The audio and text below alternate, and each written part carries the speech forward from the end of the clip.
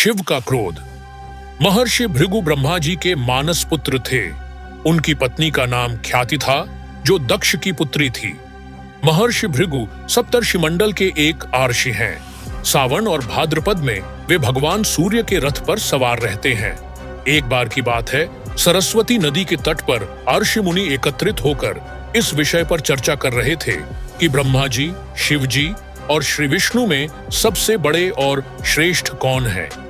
इसका कोई निष्कर्ष न निकलता देख उन्होंने त्रिदेवों की परीक्षा लेने का निश्चय किया और ब्रह्मा जी के मानस पुत्र महर्षि भृगु को इस कार्य के लिए नियुक्त किया। महर्षि भृगु सर्वप्रथम ब्रह्मा जी के पास गए। उन्होंने न तो प्रणाम किया और न ही उनकी स्तुति की। यह देख ब्रह्मा जी क्रोधित हो गए।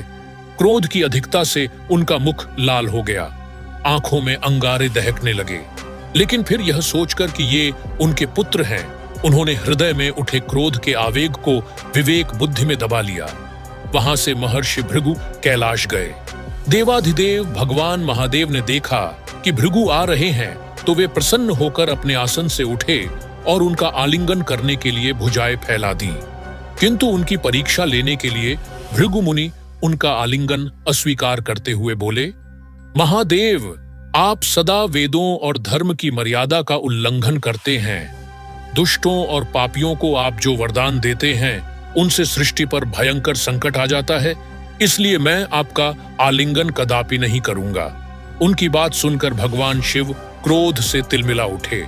उन्होंने जैसे ही त्रिशूल उठाकर उन्हें मारना चाहा, वैसे ही भगवती सती ने बहुत अनुनय विनय कर किसी प्रकार से उनका क्रोध शांत किया। इसके बाद भृगु मुनि वैकुंठ लोक गए।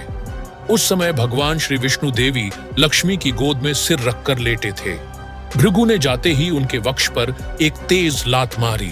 भक्तवत्सल भगवान विष्णु शीघ्र ही अपने आसन से उठ खड़े हुए और उन्हें प्रणाम करके उनके चरण सहलाते हुए बोले, भगवान, आपके पैर पर चोट तो नहीं लगी? कृपया इस आसन पर विश्राम कीजिए। भगवान, मुझे आपके शुभ आगमन का ज्ञान न था, इसलिए मैं आपका स्वागत नहीं कर सका। आपके चरणों का स्पर्श तीर्थों को पवित्र करने वाला है। आपके चरणों के स्पर्श से आज मैं धन्य हो गया। भगवान विष्णु का यह प्रेम व्यवहार देखकर महर्षि भृगु की आंखों से आंसू बहने लगे। उसके बाद वे आर्षि मुनियों के पास लौट आए और ब्रह्मा जी, शिव जी और श्री विष्णु के यहाँ के सभी अनुभव विस्तार से कह बताया। उनके अनुभव सुनकर सभी आर्षि मुनि बड़े हैरान हुए और उनके सभी संदेह दूर हो गए। तभी से वे भगवान विष्णु को सर्वश्रेष्ठ मानकर उनकी पूजा अर्चना करने लगे।